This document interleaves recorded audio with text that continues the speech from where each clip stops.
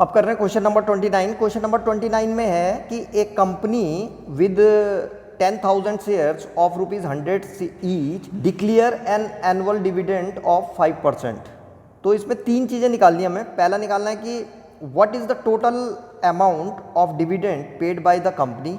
Number 2, what would be the annual income of a man who has 72 share in the company, and number 3, if he received only 4% on his investment, find the price he paid for each share।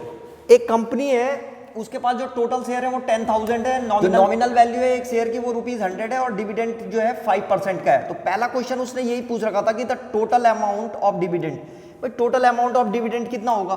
तो इसके लिए हम क्या करेंगे कि सबसे पहले ये निकालो कि dividend on a share, dividend on a share, एक शेयर पे कितना डिविडेंड मिल रहा है।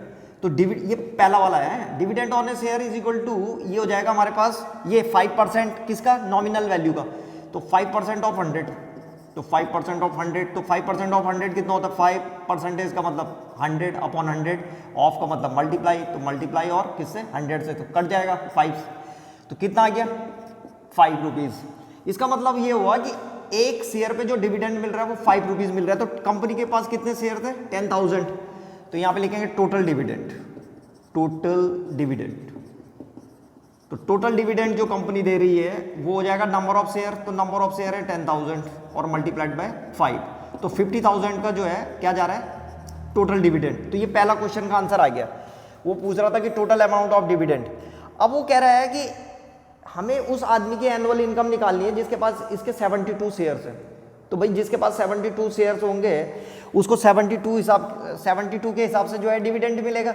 एक शेयर पे कितना डिविडेंड मिल रहा है, 5, तो उसकी जो इनकम आएगी 72 शेयर के लिए, ये annual income of a man who has 72 shares, उसके लिए कितनी होगी, आएगा उसके पास नंबर ऑफ शेयर कितने हैं 72 और मल्टीप्लाइड बाय एक शेयर पे प्रॉफिट कितना मिल रहा है, मतलब एक शेयर पे डिविडेंड कितना मिल रहा है ये निकाल रखा हमने 5।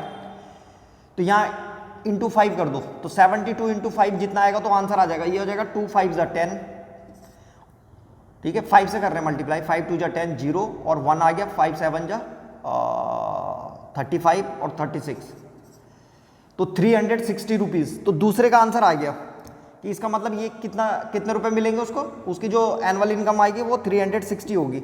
अब इसी आदमी के लिए वो कह रहा है कि अगर उसका जो परसेंटेज रिटर्न है वो 4% है, ठीक है, देखो परसेंटेज रिटर्न अलग होता है और डिविडेंड परसेंट अलग होता है।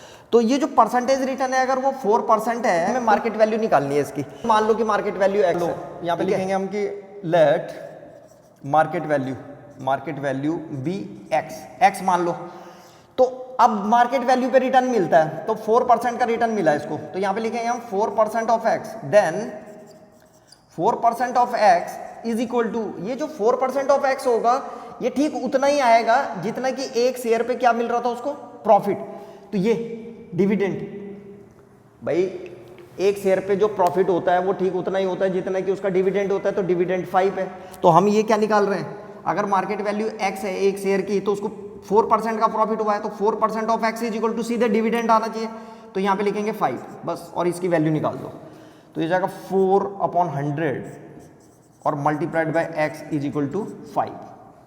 बस इसको यहाँ 4 जो है कितने टाइम्स कट जाएगा, ये 25 टाइम्स, और 25 की मल्टीप्लाई जो है किससे हो जाएगी, 5 से, तो मार्केट वैल्यू आ जाएगी। यहाँ पे ये आ जाएगा x इज इक्वल टू 25 ऊपर चला जाएगा, तो 5 मल्टीप्लाइड बाई 25, तो कितना आ गया 125।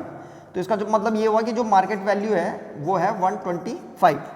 तो जो तीसरे का आंसर आएगा यहाँ पे ये कि उसने जो है कितने का खरीदा था एक शेयर, तो वो है 125, उसने ₹100 वाला शेयर जो है 125 का खरीदा था। तो ये था क्वेश्चन नंबर 29।